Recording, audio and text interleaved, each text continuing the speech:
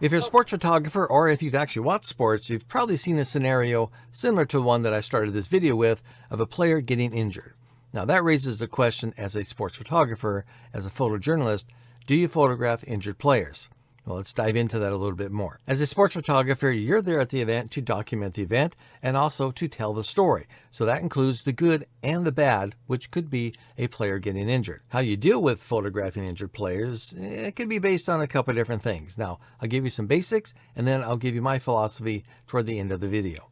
Let's set up a scenario, shall we? All right, you're at a professional sporting event. You're a photographer there.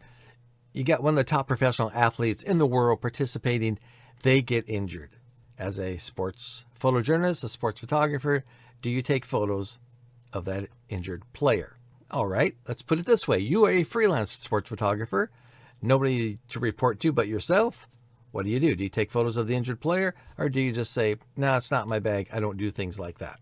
Let's mix it up just a little bit more. You're no longer freelance. You're actually working for, say, a newspaper, magazine, a website, something along those lines, and you have an editor to report to. Do you really want to have that conversation with your editor when they ask you, where's the photo? Everybody else has the photo. This magazine has it. This website's showing it. I don't have it. Where is it? I need it now. And you have to tell them, I don't do that. I don't photograph injured players. You could lose assignments. You could also lose the job. I've given you a couple of things to kind of think about.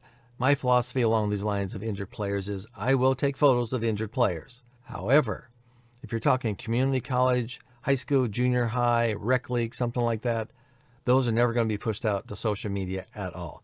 I will take the photos because there is a chance maybe the athlete, the player, the families, they want to see it. And that does happen. You'd be surprised how often those individuals want to actually see the photo of the player injured. And I feel once you get above a community college level, those individuals, those players and athletes, they know what they're signing up for, especially the professional athletes.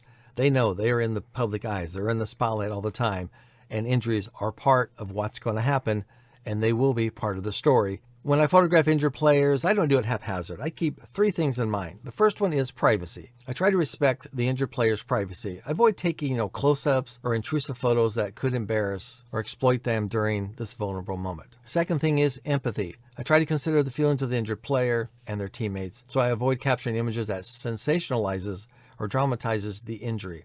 The third one is journalistic integrity. So I keep in mind I'm not only a photographer, but I'm also a journalist who's covering the sporting event. So I adhere to professional standards of journalism, focusing on capturing the broader context of the game rather than solely emphasizing the injury. In summary, while photographing an injured player is part of documenting the event, it's essential to do so with sensitivity and respect. Remember, the injured player is a person first and an athlete second.